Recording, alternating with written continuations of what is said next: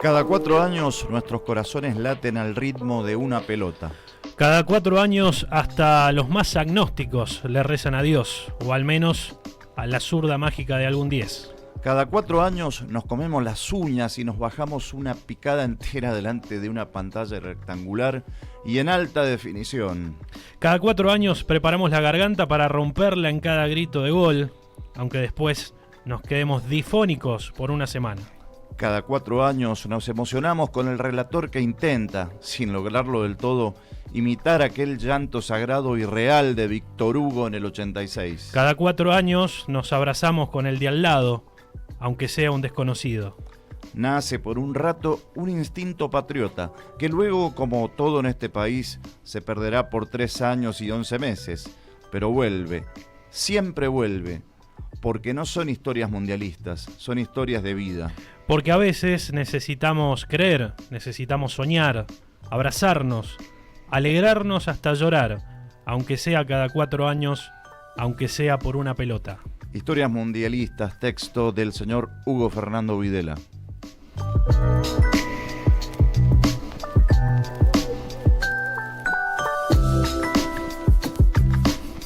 Hasta las 22. HD por Ciudadano News.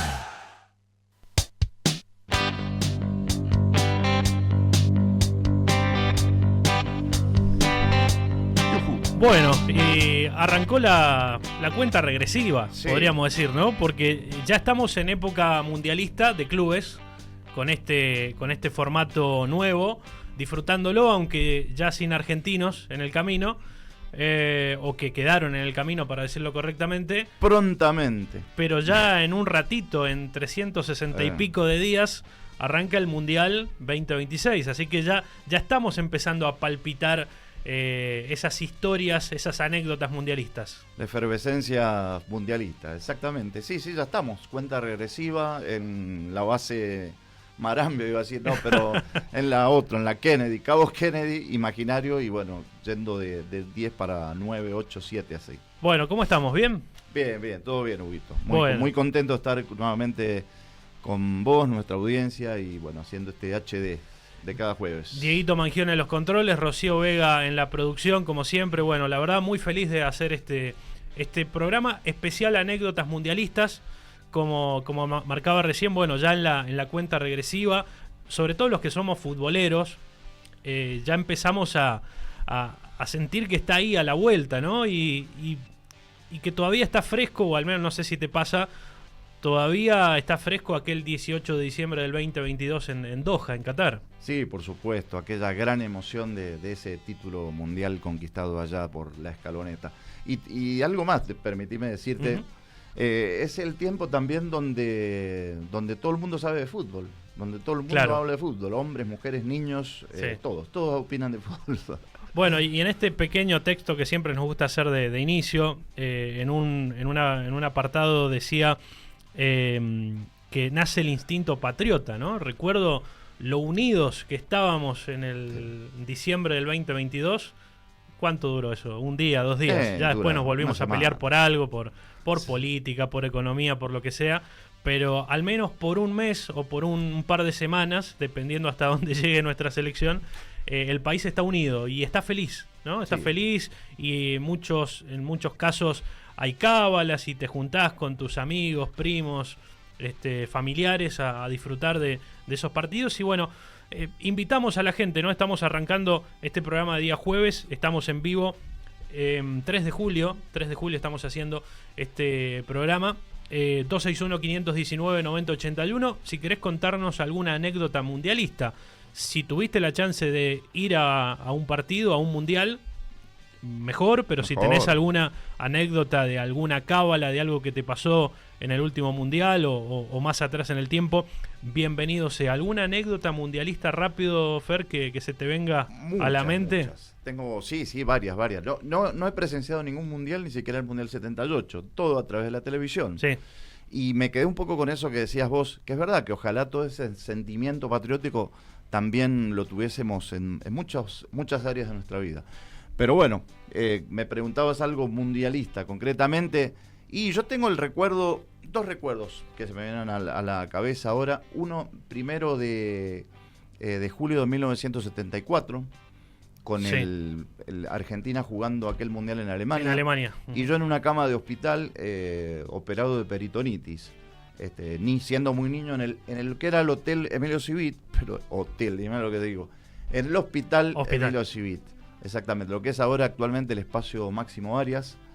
Bueno, ahí estaba en esa cama viendo un partido, la selección argentina con Alemania Oriental, que hubo un minuto de silencio porque justo había fallecido el presidente Juan Perón en ese momento. Esa es una anécdota que se me viene. Bien, sí. ¿Y usted? Y yo también varias. Una rápida, a ver, pasa que son tantas que por ahí uno no puede. No puede La primera, elegir. como dirían los psicólogos, la primera que usted ve. 2002. A ver. 2002, yo nací en el 93, el Mundial 94 no lo cuento porque Claro. tenía un año. Sí cuento el del 98 porque ya iba al Jardín de Infantes y demás. Y recuerdo haber visto algunos partidos en casa, pero en el 2002, época difícil, si la subo, ver el partido en casa, tristísima la anécdota que voy a contar, el partido con Suecia, viendo el partido en una cama grande que teníamos ahí en casa, mi vieja, mi hermano mayor y yo. Mi papá estaba, vivimos en Mendoza, le contamos a la gente que nos está viendo por Twitch o por Claro. YouTube o por ciudadano.news. Mi viejo, por cuestiones laborales, estaba muy mala la cosa. Había conseguido un trabajo en Lavalle, se había ido a vivir y a trabajar al departamento de Lavalle, venía una vez al mes a vernos, a dejar el dinero correspondiente. Y bueno, me acuerdo de los tres ahí, fue muy temprano el partido, 3:30, 4 de la mañana. Sí, de madrugada, Y- nuestra madrugada. Sí. Y pensando que iba a salir todo bien, porque esa Argentina jugaba muy bien, la Argentina de Bielsa, y lamentablemente el empate no alcanzó, no sirvió para pasar a los octavos de final, así que ese es la primera anécdota que se me viene a la mente, muy muy triste, y la más alegre, la más reciente, ¿no? El 18 del 12 del 22. Esa nos atravesó a todos. Sí. Porque eso, como bien usted ha manifestado en el texto es cierto. Terminar ese partido, ese pitazo final con los franceses, y de repente salir a la calle a saludarte con tus vecinos. Bueno, abrazos con todos los vecinos, con todo el vecindario, con gente que por ahí ni conocías, o normalmente la conocías, pero no tenés una amistad, te quiero decir. Claro. Y eso es lo que a veces trasciende la frontera de conocerse, ¿no? El fútbol, y es fantástico. Sin dudas. Bueno, vamos a arrancar con la primera nota. Por cuestiones de tiempo no pudo salir en vivo, pero la grabamos y para nosotros es un placer, ¿eh? Un placer. Vamos a escuchar a Sergio Levinsky. ¿Quién es Sergio Levinsky para algún desprevenido? Sergio Levinsky es uno de los mejores periodistas deportivos de nuestro país y ha tenido el privilegio de ser biógrafo de un tal Diego Armando Maradona, ¿no? Para más o menos poner en contexto, tiene un hermoso libro dedicado a Diego. Diego Maradona, rebelde con causa, se llama esa biografía autorizada por Diego. Y bueno, vamos metiéndonos en lo que es justamente anécdotas mundialistas, pero como estamos en el Mundial de Clubes, en esta primera etapa le voy pidiendo a Dieguito Mangione el audio 1 de Sergio Levinsky. Bueno, ¿cómo se está viviendo? Porque él todavía está allí en Estados Unidos. Justamente estaba viajando y por eso no podía salir en vivo. Bueno, ¿cómo se está viviendo este Mundial de Clubes? Y ya empezando justamente a meternos en lo que va a suceder en el 2026. A ver cómo está todo allí en Estados Unidos. A ver qué nos decía Sergio. El Mundial de Clubes, que está en su etapa media, digamos, acaba de terminar la parte de Miami y ahora vamos rumbo a Nueva York a la segunda parte. En mi caso, por lo menos, voy a cubrir todo lo que es Nueva York, el último partido de cuartos, las 2 semifinales y la final. Creo que es un Mundial que contrasta mucho con lo que acabamos de vivir hace 2 años y medio en Qatar. En Qatar vivimos un Mundial casi que podría definirlo como de metro, de cercanías.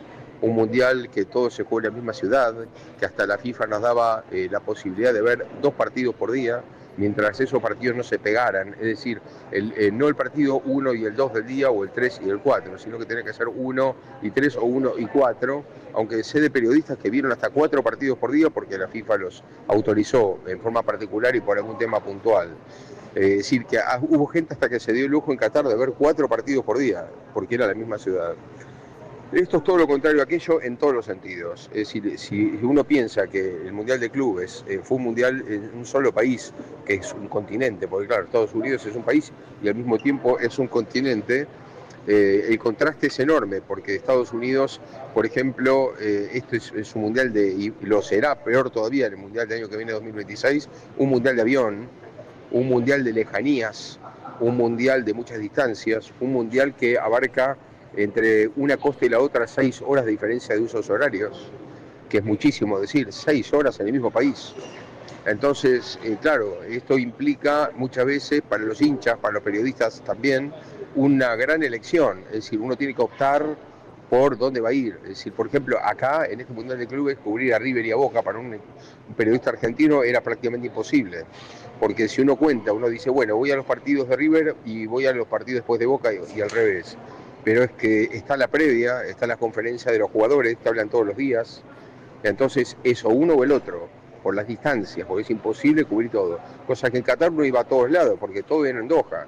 En cambio, acá es muy distinto, porque podés saltar de Miami a Seattle, y es algo completamente diferente una cosa de la otra. Entonces creo que estamos hablando, primero que todo, de una enorme diferencia de extensión, de usos horarios, de transporte, porque todo es avión acá y eso encarece muchísimo. Luego Qatar ni siquiera cobraba el metro, o sea, el metro gratuito. O sea que en Qatar el transporte no existía, uno lo borraba de su presupuesto, directamente no existía. En cambio, acá es todo lo contrario, acá el transporte es lo más importante justo con la hotelería, que es muy cara, además, porque otro problema que hay, eso especialmente para los que viven en Argentina, es que Estados Unidos está muy caro, lo está para Europa, entonces no quiero ni pensar lo que está para Argentina, es decir, es un país muy caro, comer es mucho más caro que en España, por ejemplo, donde yo vivo, y comer es, por supuesto, mucho más caro que en Argentina. Y así como eso, la hotelería, comer y el transporte es lo que fundamentalmente encarece una cobertura de estas. Luego, yo observo que, no voy a descubrir nada con lo que digo, pero Estados Unidos es un país muy individualista. Lo observo en prácticamente todos los órdenes y también me llama mucho la atención el desorden de la FIFA. La FIFA cambió una cantidad de cuestiones, pero por ejemplo, acá una muestra de que hubo ciudades que no estuvieron a la altura es el tema de cómo bajaron las entradas.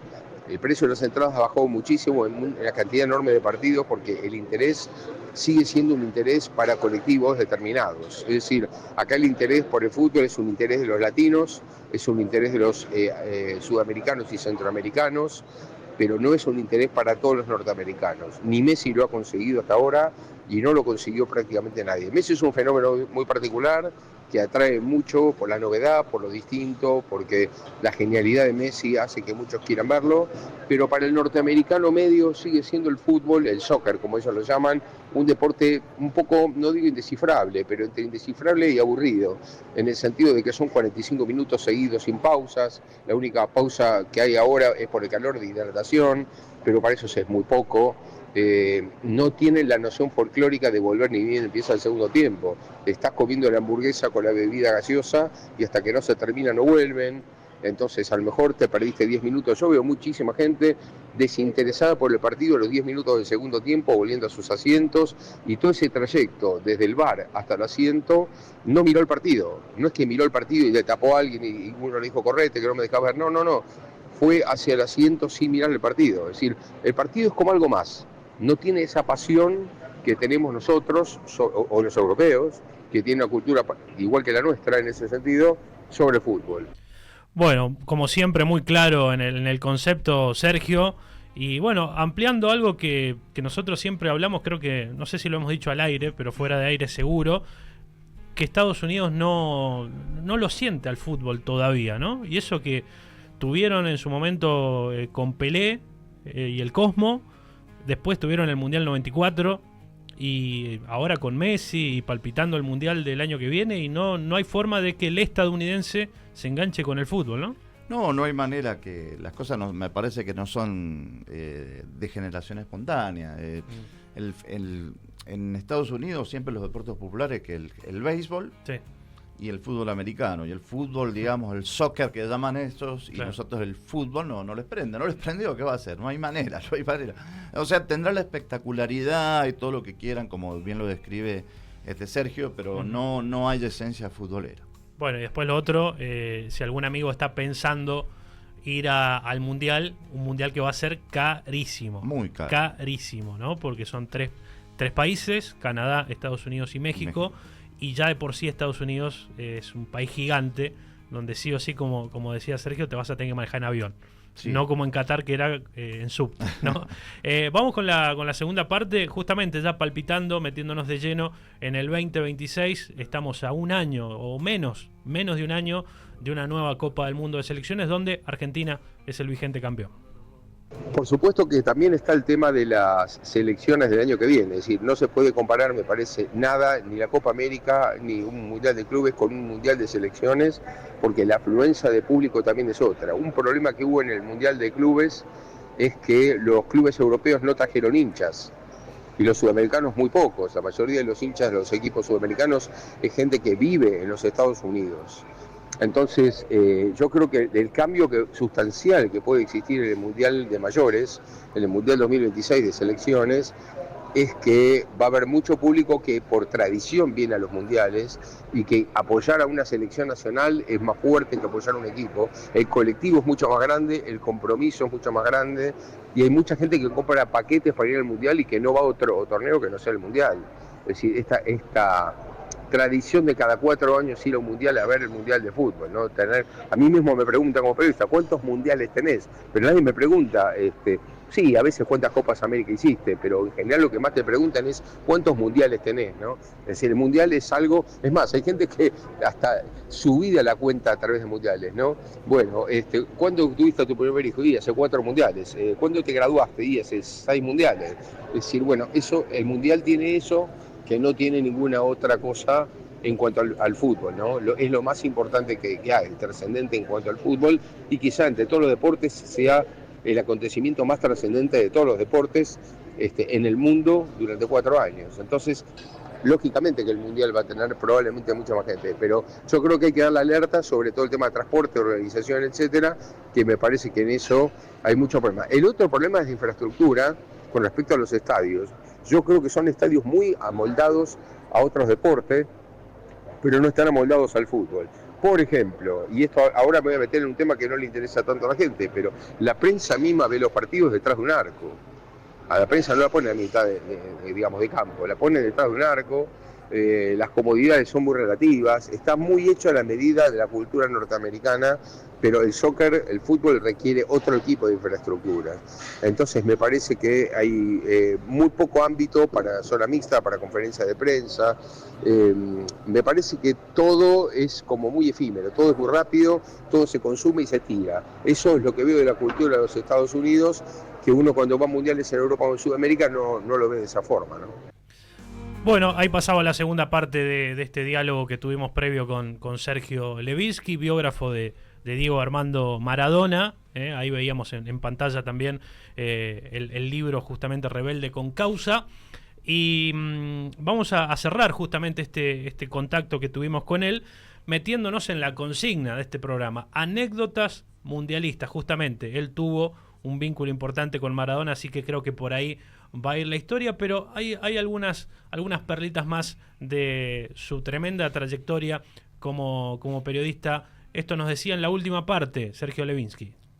Eso es igual que yo tengo el doble recuerdo de la enorme emoción, pero por otro lado de una lesión que se me produjo en el momento exacto del gol, porque un colega, Jorge Ruprecht, se me cayó encima prácticamente, entonces me lesioné en una pierna, cosa que no me importó en absoluto en ese momento, pero después sí que empecé a sentir más el dolor una vez que pasó todo, ¿no? Así que me acuerdo muy bien de ese gol, cómo no me voy a acordar también, ¿no? Aunque sí que estaba lejos, porque yo estaba en el otro campo, estaba en el campo de la defensa argentina, ¿no? El campo de ataque argentino en el momento del gol de Maradona a los ingleses en la Azteca.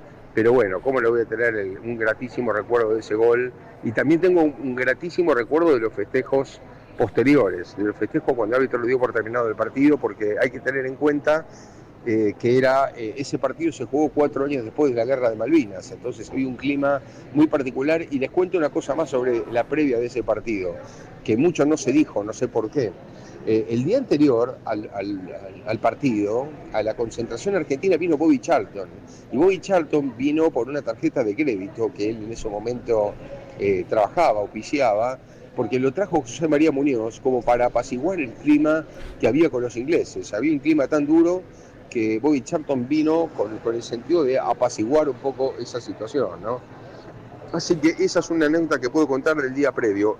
Otra anécdota del día previo que también les cuento es que con el muy querido amigo Luis Blanco de Las Parejas, que ya falleció lamentablemente hace 5 años, Luis Blanco y yo fuimos, estábamos, les cuento, en el centro de prensa del Hotel Presidente Chapultepec el día previo al partido, como a principio de la tarde, y se nos acerca un periodista israelí que nos ofrece, nos escuchó hablar, nos preguntó si éramos argentinos, nos dio la credencial y nos ofrece llevarnos a la concentración inglesa, que estaba en un hotel cerca del aeropuerto Benito Juárez.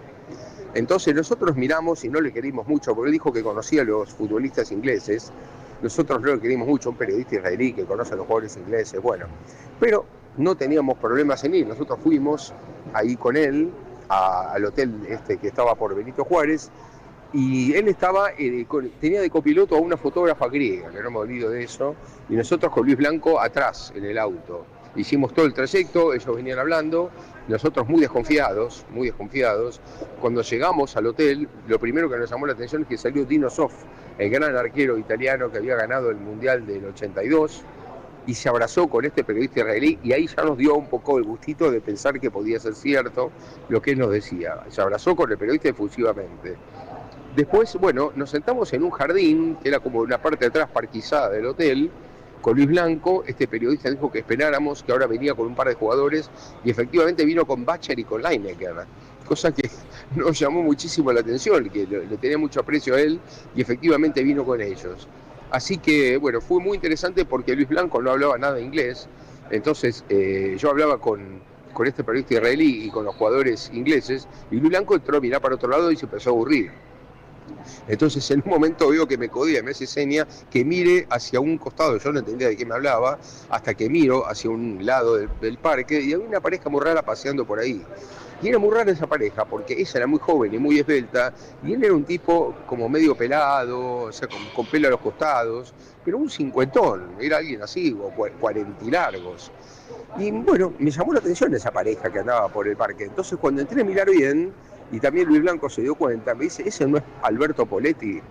Y era Poletti que estaba paseando ahí, seguramente como espía de Bilardo en el hotel de los ingleses, ¿no? Paseando, haciendo como que paseaba por ahí. Así que bueno, esa es otra anécdota que me pasó en México 86. Y por cierto, me olvidé de contar algo importante. Ese periodista israelí resultó ser Pinhas Zahavi, que hoy es el representante de los más importantes jugadores, entre ellos Robert Lewandowski, entre ellos en un momento representa a David Beckham y tantos jugadores más, ¿no? Pinhas Zahavi es uno de los más importantes representantes y, por cierto, íntimo amigo de Roman Abramovich, el que fue dueño del Chelsea a principios del siglo XXI. Así que ese era el periodista que a nosotros nos decía que conocía a jugadores. Por supuesto que los conocía, y vaya si los conocía, ¿no? Evidentemente sí, tenía buena relación con los futbolistas. Sí, claro.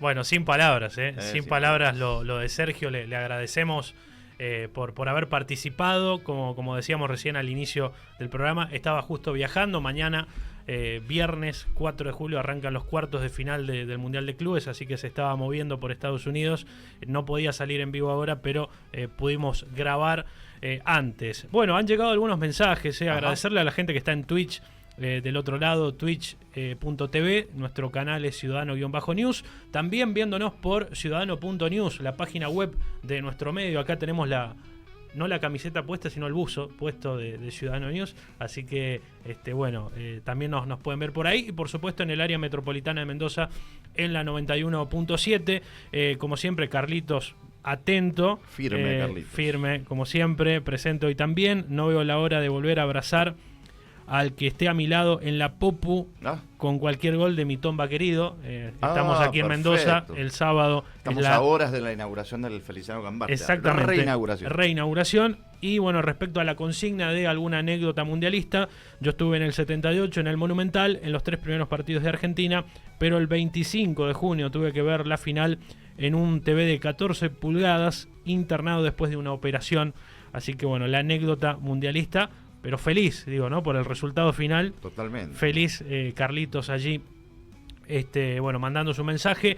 Luisa en Twitch también nos dice, bueno, buenas noches Fernando y Hugo, feliz día al locutor. No nos sentimos locutores. No me hago cargo. Sí, feliz día para... Sí, saludamos a los locutores, para Ale, para Vitu, para los chicos del hijo. Y aprovecho para decir un asterisco, felicidades por la emisión de Minuto 91. 19 años. Eso, 19 años. 19 años al aire, la tira deportiva. Perfecto. Lunes a viernes de 17 a 19. Luisa nos dice, bueno, buena presentación. Tengo el libro de Sergio Levinsky, nos dice, excelente invitado. Y ustedes se lucen. Bueno, muchísimas gracias. No lo merecemos. Bueno, la verdad que hay mucho. Mañana 4... Arrancamos por el día de hoy. Hoy también viste que estamos en época mundialista, junio, julio. Se repiten, claro.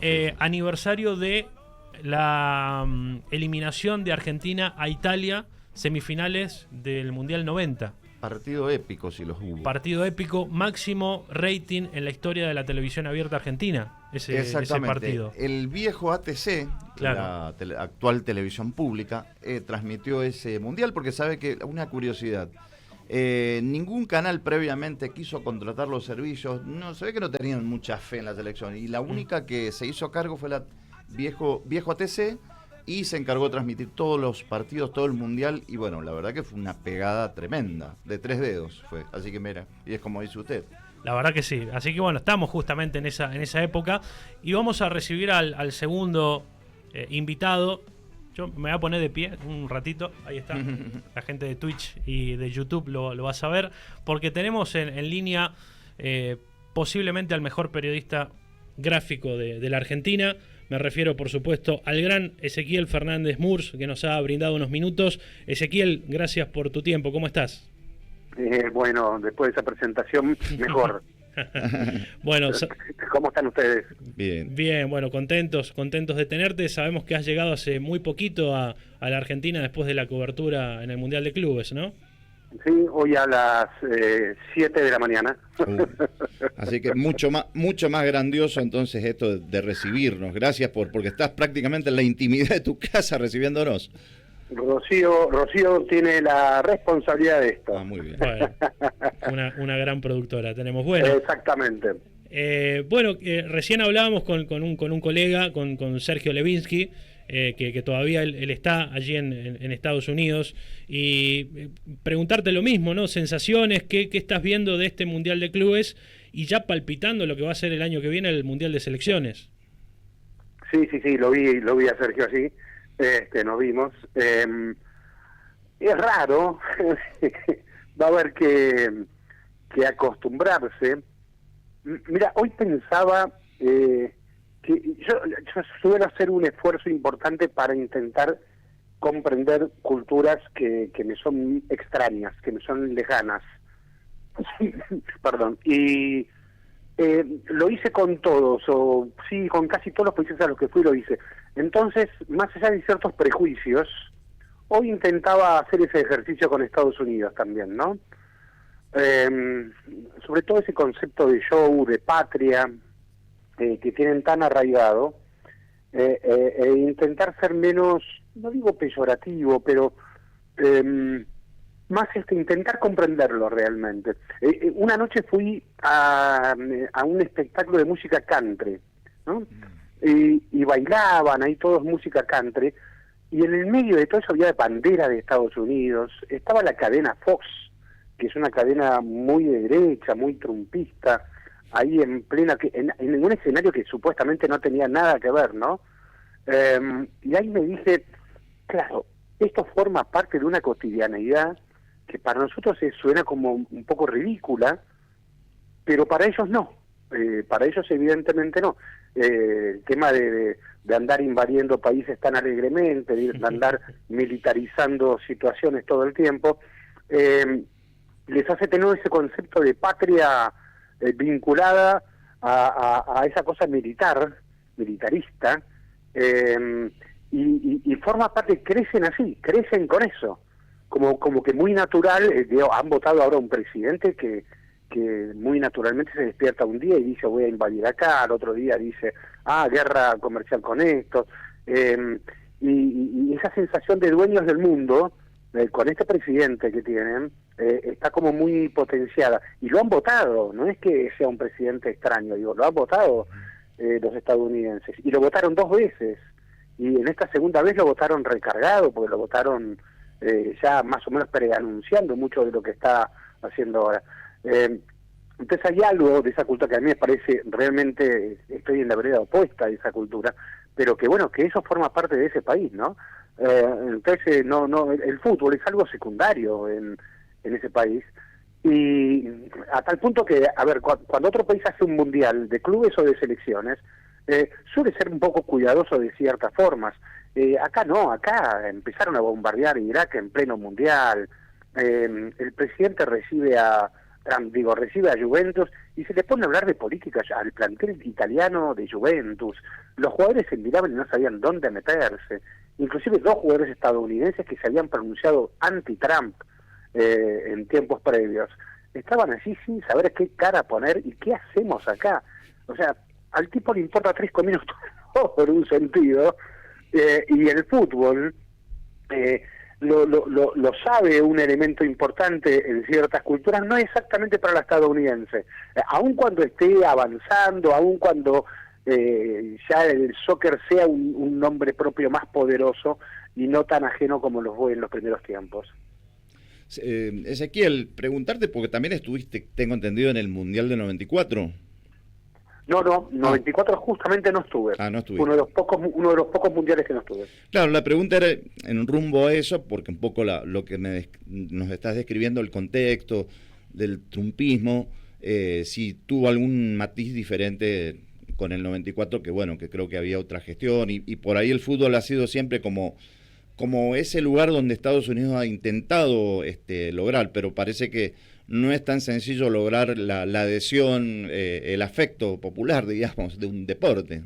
No, lo que pasa que también es cierto que por más nicho que sea, claro, en ese país un nicho ya hablamos de millones y de muchos millones, ¿no? Entonces, por más nicho que sea, no deja de ser importante. Entonces, el Mundial 94 sigue siendo todavía el Mundial que más gente llegó a las canchas. En un país cuya población, si yo mal no recuerdo, creo que era algo así como el 10%, solo el 10% de la población más o menos sabía que se estaba jugando un Mundial de fútbol en ese momento en su país. Y sin embargo, fue el Mundial que más canchas llenó, que más público tuvo. Esto quiere decir algo, ¿no? Esas comunidades, lo que pasa que esta vez coincidió con que estas redadas masivas del control de migraciones de ICE, los agentes de ICE que caían a todos lados. Hoy vi que deportaban a Chávez hijo, ¿no? El hijo del boxeador, de aquel que hace solo una semana combatió el fin de semana combatió con Jake Paul, ¿no? Es como que poco menos se subieron al ring y se lo llevaron detenido. Es muy impresionante todo eso, pero bueno, a lo que quería ir era que en el 94 las comunidades latinas llenaron estadios, la verdad es esa. Entonces, por mucho que ese país, que buena parte de ese país ni siquiera sabía que se estaba jugando el Mundial, sin embargo llenaron estadios. Y da la sensación, por lo que uno lee o escucha, Ezequiel, que bueno, FIFA y Estados Unidos cada vez están más cerca. ¿Hasta hay posibilidades de mudar la sede de Suiza a Estados Unidos, puede ser? A ver, hay oficinas de la FIFA que ya están en Estados Unidos, en Miami, en Coral Gables, allí bien cerca de Miami Beach, y en Nueva York, oficina legal. El argumento que dan esencialmente es que, bueno, aquí tenemos todos nuestros próximos mundiales. Claro. Mundial de clubes, mundial de selecciones femeninas también, Copa América que se jugó, si bien eso ya era CONMEBOL y CONCACAF. Pero bueno, la FIFA dio el argumento ese. En su momento, cuando la justicia suiza amagó inspeccionar un poco más el estatus jurídico que tiene la FIFA allí en Suiza, en ese momento Infantino amagó mudarse a Estados Unidos. Entonces no sería descabellado que tal vez lo haga. Inclusive tengo entendido que, esto de muy buena fuente, que antes del Mundial de Clubes, una funcionaria de FIFA, funcionaria mujer digo, la quisieron trasladar a las oficinas de Miami y sufrió mucho en la frontera, sufrió tanto que dijo, yo a este país no entro, y se fue. Es decir, yo no quería trabajar. Es decir, hay algo ahí donde las formas y el fútbol, y no digo la FIFA, pero hay algo que les importa 3 cominos. De repente cuando quieren avanzar con algo, avanzan y somos Estados Unidos. Así como el FBI irrumpió en 2015 en aquel lujoso hotel suizo, en un operativo con la policía suiza. Nunca antes en la historia la policía suiza había delegado tantas atribuciones al FBI. Suiza fue siempre un país que cuidó las formas y además muy amigo de mirar para otro lado cuando los capitales ingresaban, y por eso tantos capitales y tantas federaciones y tantos bancos, federaciones deportivas, digo, y tantos bancos observados en Suiza, porque las justicias fiscales, etcétera, miran hacia otro lugar cuando se pretende establecer el origen de cierto dinero y de ciertas conductas. Bueno, aquí el FBI apuntó contra la FIFA. Recordemos que la FIFA unos años antes le había votado a Qatar como sede del Mundial 2022 y en esa votación perdió Estados Unidos. Eso fue como una especie de cachetada para Estados Unidos, y a partir de allí se impulsó una investigación del FBI, y el FBI en pleno hotel VIP de Suiza entró y se llevó a los dirigentes puestos. El FBI cambió la dirigencia de la FIFA. Estados Unidos antes vigilaba al fútbol, yo creo que ahora lo controla directamente. Sí, claro, tal cual. Ezequiel, bueno, aquí tenemos en la mesa tu último libro, Menotti el primero. Hemos hablado bastante de tu libro en este programa, que todos los jueves a la noche. Espectacular. Yo todavía no lo leo, Ezequiel, pero me voy a poner de pie por la figura del flaco. Es muy buena esta mesa porque hay un bilardista, hay un menotista, aunque es relativo. Claro, sí. Y yo como bilardista he disfrutado el libro. Te quiero consultar, ya que justamente estamos hablando del libro, y justamente este especial que hoy estamos haciendo de anécdotas mundialistas, por 2 en particular que hablas en tu libro, sobre Carrascosa y sobre, por así decirlo, lo mucho que al flaco Menotti le gustaba Italia o admiraba el trabajo de Italia. De Alemania. Ah, sí, de Alemania, sí. Me interesó a mí cuando me enteré de ese interés, pero interés muy importante del flaco para Alemania, porque claro, toda la narrativa es la nuestra, y el fútbol sudamericano, y las raíces de nuestro fútbol, etcétera, y que no tenemos que europeizarnos, etcétera. El flaco mismo construía esa narrativa, pero también, y si uno observa otras declaraciones, uno veía que también el flaco expresaba eso. Lo que pasa es que, claro, eso no cobraba interés, no tenía interés, era como que cuando los periodistas etiquetamos muy fácil los periodistas, y simplificamos muy fácil, y entonces es como que nos resistimos. Al flaco es la nuestra, y Bilardo es el catenacho, no sé, Italia, resultadismo. Bueno, resulta que al flaco le interesaba mucho el fútbol alemán. Le interesaba tanto que ya en el 70, en México, claro, el flaco va a México, al Mundial de México 70, que es el famoso mundial que gana aquella extraordinaria selección brasileña del juego bonito, de fútbol, arte, etcétera. Entonces todo ese discurso, esa narrativa quedó sobre eso. Pero el flaco también fue al Mundial 74 y se maravilló con Alemania, el flaco, con esa selección alemana.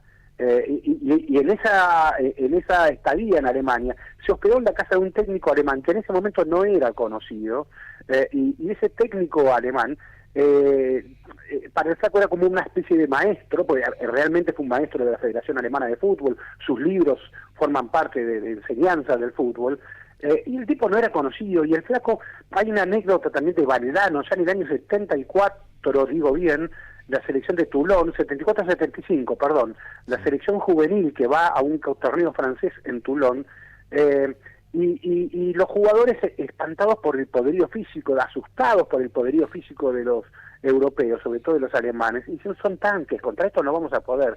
Y el flaco diciendo, ¿y cómo no van a poder? Si usted pudo crecer en un hogar con no sé cuántas privaciones, si se bancó esto, ¿cómo no va a poder usted? El problema es el de los otros.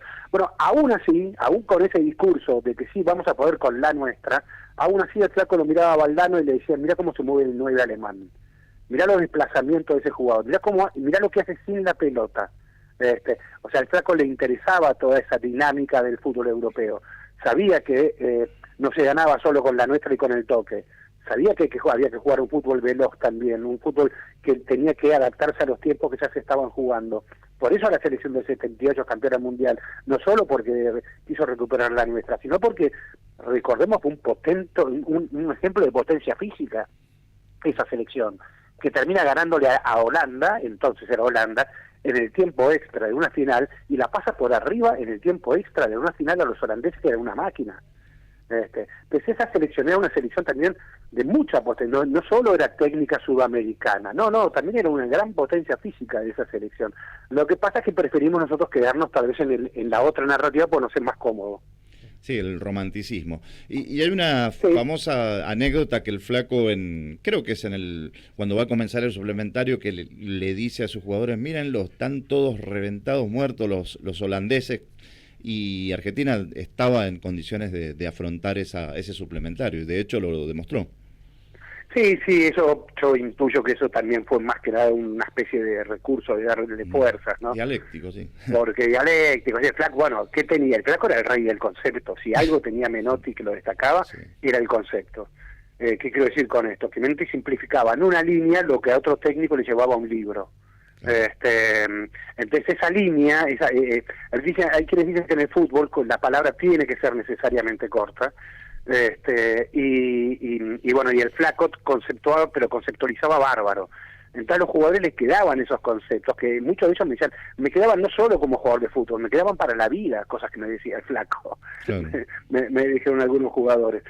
Y bueno, y en ese concepto, el Flaco, claro, los ve a los jugadores holandeses sentados, elongando, y los ve a los argentinos todos parados alrededor de él escuchándolo, y le dicen, miren cómo están todos muertos, ¿no? Qué tremendo. Era una forma, claro, que le interesó al Flaco de expresar, ¿no?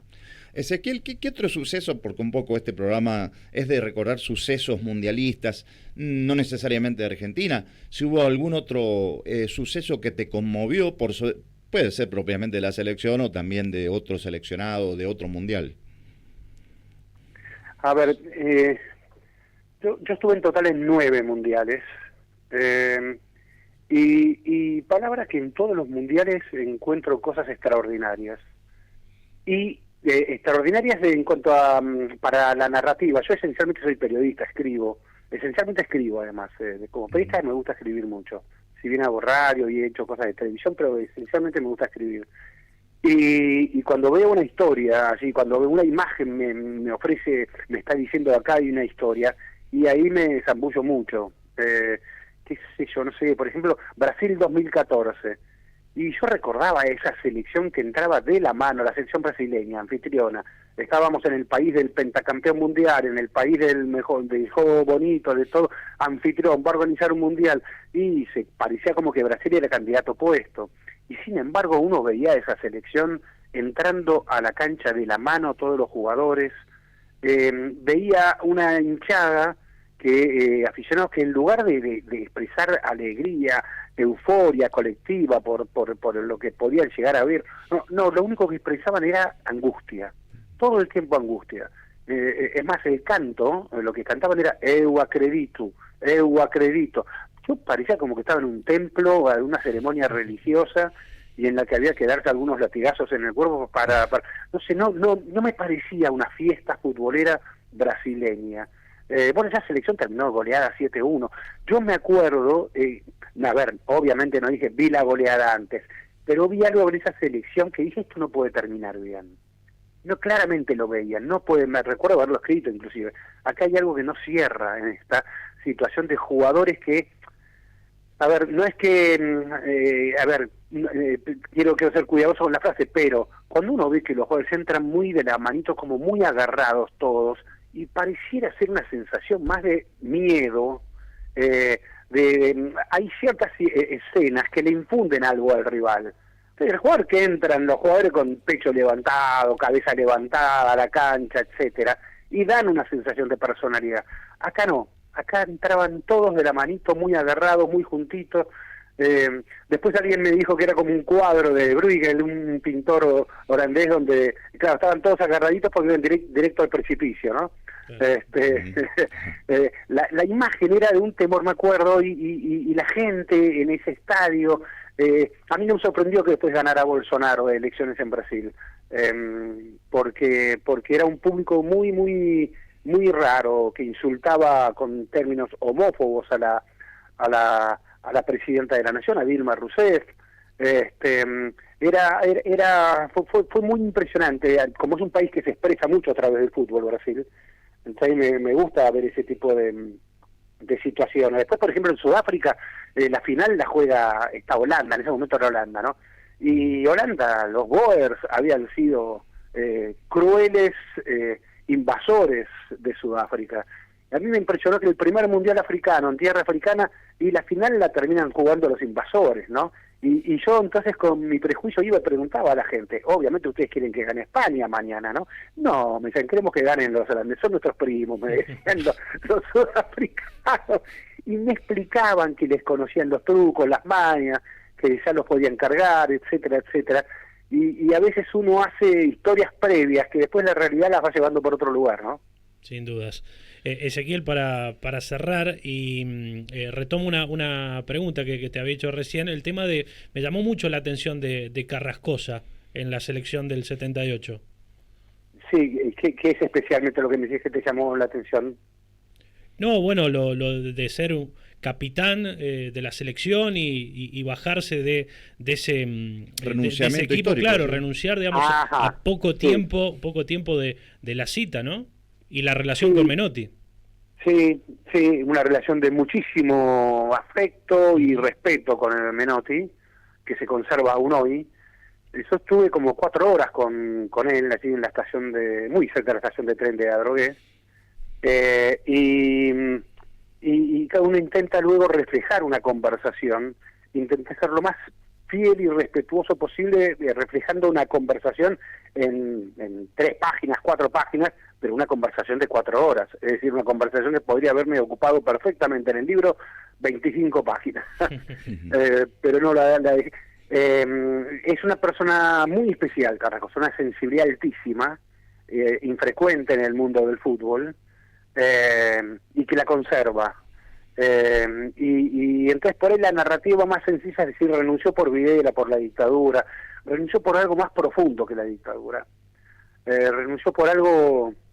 Él no sentía que ese fútbol que ya se jugaba, donde se insultaba todo el tiempo, donde se escupía a los jugadores, él sentía que ese escenario para él no era lo mejor.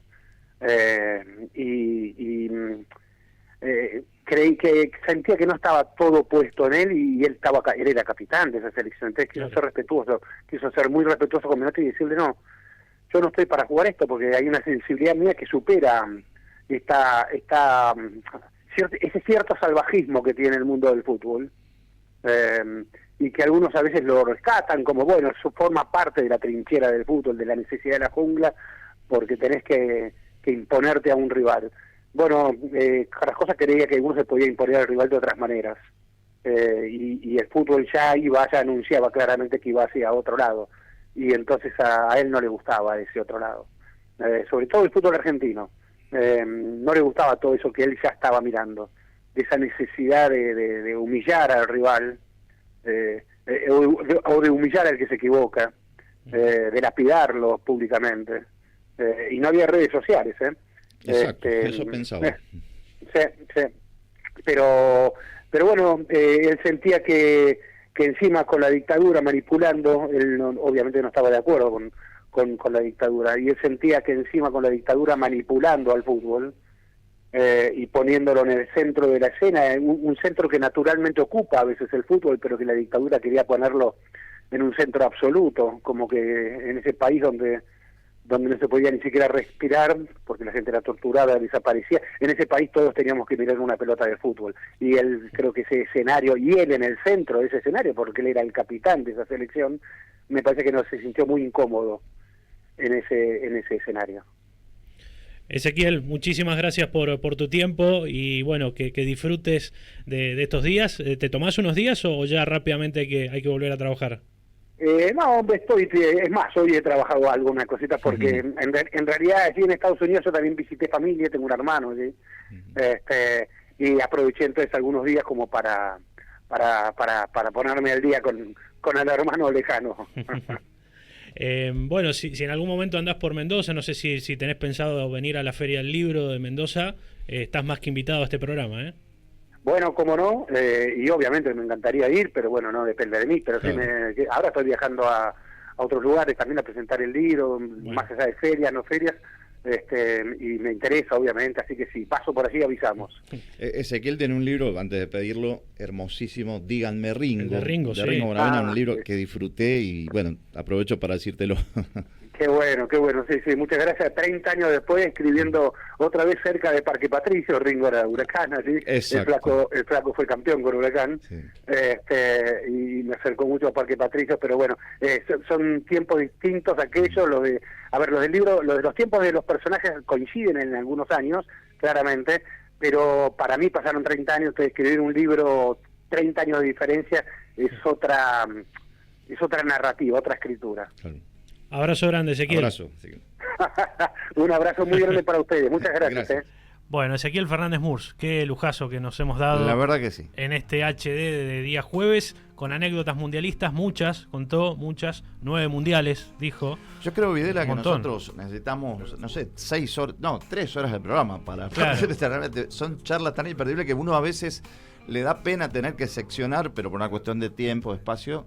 Pero bueno, es para hablar largo y tendido. Y yo creo que va a ser el Anécdotas Mundialistas 1, programa 1. Vamos a tener que meter algunos más. Bueno, hablando de anécdotas mundialistas, que le hemos pedido a la gente al 261-519-9081. Recién leíamos la de nuestro amigo Carlitos, como siempre. También, a ver si tengo el nombre, Dulio. Un abrazo grande para Dulio. Dice, recuerdo en el Mundial del 90, partido Argentina-Brasil, icónico partido de octavos de final, ¿no? Como saben, la peloteaban por todos lados a la selección, lo estaba viendo con mi viejo y su mejor amigo, en un momento el mejor amigo de mi viejo va al baño, y viene el gol de Canigia. En un homenaje a Bilardo, mi viejo no dejó que saliera su amigo del baño hasta que terminara el partido. Muy bueno. Para mí es un recuerdo increíble, agradecerle a Dulio por el mensaje. Duilio, ahí está. Comparto, yo hubiera hecho lo mismo. Yo también. Yo hubiera hecho lo mismo. Si te fuiste y hubo gol. Y hasta que termine el partido. Exactamente. Así que, bueno, agradecerle. Bueno, Luisa también ha mandado muchos mensajes allí en el Twitch. Abrazo grande también a Tincho Vega del otro lado. Y tenemos un amigo, en realidad su amigo, Piero. Sí. Quiero que lo presente usted porque nos ha mandado 2 audios. ¿Sí? ¿Quién es, primero el principal? ¿Quién es Piero? Piero Pérez Prolongo, sí. Un bon vivante, un hombre un argentino amigo mío que ha vivido muchos años en Estados Unidos, y bueno, él en esa perspectiva de haber vivido en Estados Unidos tuvo la posibilidad de viajar y seguir al seleccionado argentino en varios mundiales, eso lo va a contar él ahora, pero bueno, es un hombre amigo nuestro de la casa, sí. Que inclusive hasta le hemos hecho una nota alguna vez para el diario de Ciudadano News, para recordar aquellos partidos de México en 86 que estuvo él ahí presente. Bueno, y mañana 4 de julio sería el cumpleaños de Alfredo Di Stéfano y tu amigo Piero lo recuerda y escuchamos el primer audio. Yo nací hace muchos años atrás, que yo tengo 84 años cumplidos. Mi interés en el fútbol empezó ya desde chico. Tuve la suerte de ver jugar a Alfredo Di Stéfano. Primero en algunos partidos que se pasaban cuando yo ya no vivía en la Argentina, porque yo me fui de Argentina a los 19 años y medio. Me tocó ver un partido en el año 1961, alrededor de septiembre, donde venía el Real Madrid a jugar un partido amistoso contra un equipo local. Ganó 7-0. Y el jugador del equipo contrario fue una de las figuras porque tapó cualquier cosa. Luego un amigo de Croacia me consiguió una película de la final de la Copa de Campeones de 1960, donde jugaba Alfredo Di Stéfano, para que yo viera lo que fue esa actuación de Di Stéfano contra el Frankfurt Eintracht. Fue algo que quedó grabado para siempre en mi mente por la calidad de juego que él desarrollaba y él era el motor y alma del equipo. Jugaba empezando desde atrás en el medio campo y ponía los pases de gol o les tiraban el centro y él hacía los goles. Y luego ya no lo vi jugar hasta que pasó por Los Ángeles como entrenador de River en 1981-82, si mal no recuerdo. Y ahí lo pude saludar personalmente porque me acerqué a él y me atendió muy bien.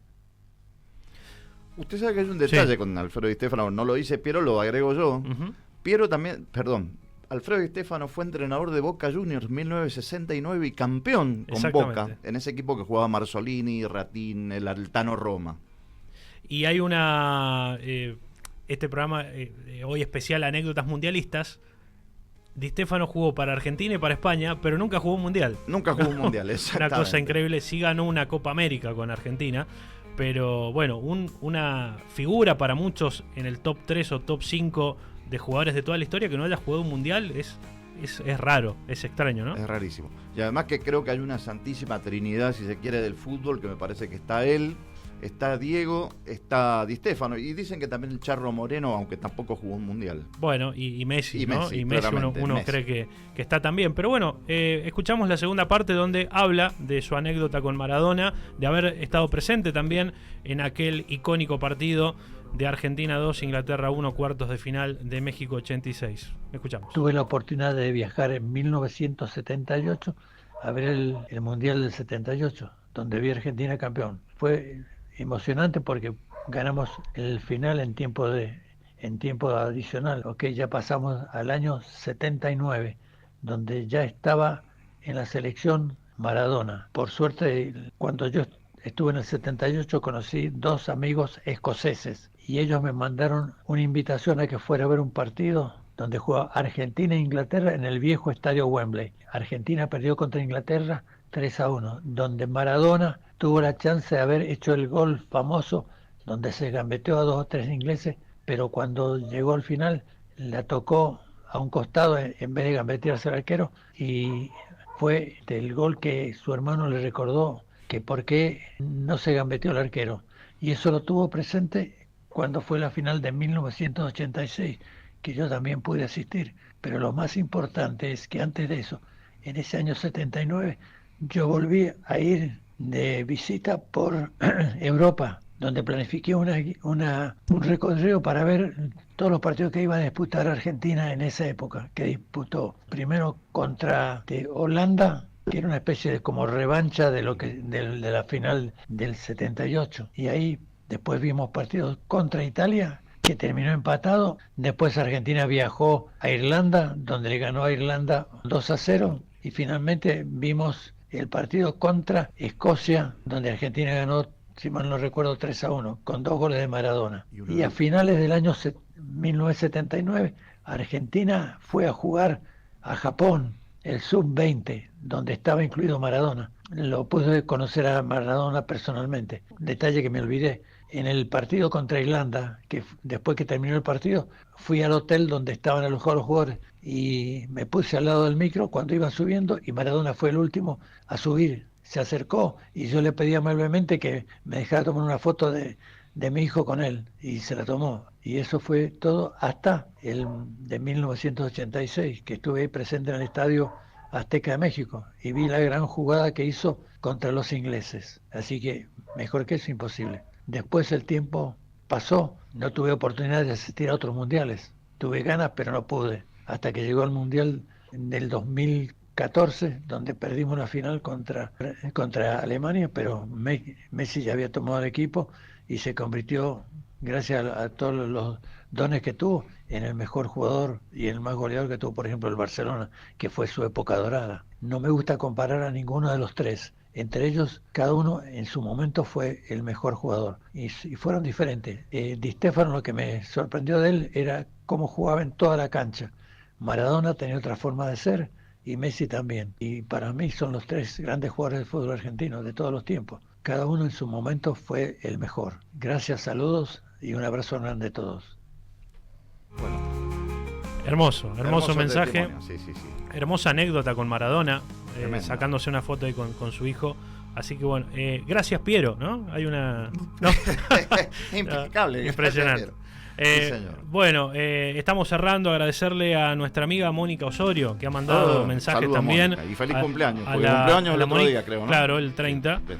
Fue el cumpleaños. Gran programa, qué placer escuchar a Ezequiel, el mejor periodista deportivo del país, sin dudas.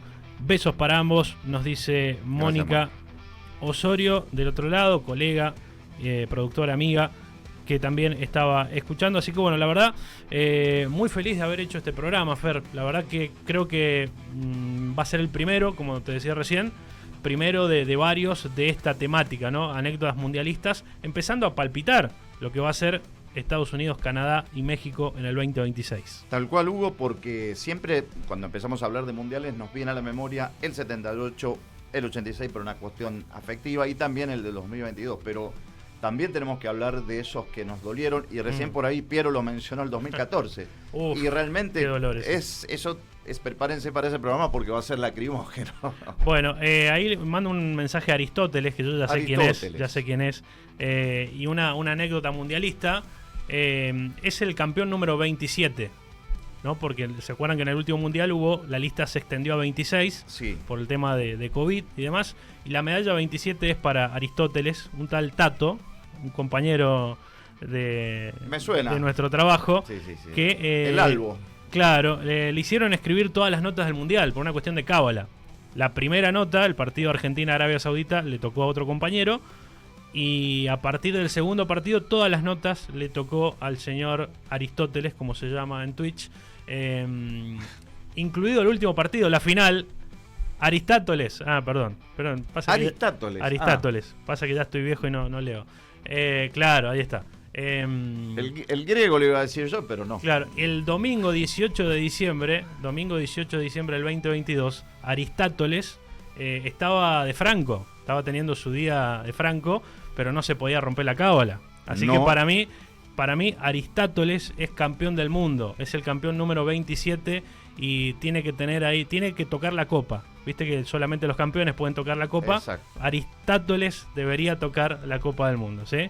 Así que un abrazo grande para nuestro amigo. Fer, ha sido un placer. Como siempre. Nos han quedado muchas anécdotas mundialistas, pero lo dejamos para otro Historias Deportivas. Puntos suspensivos. Chau.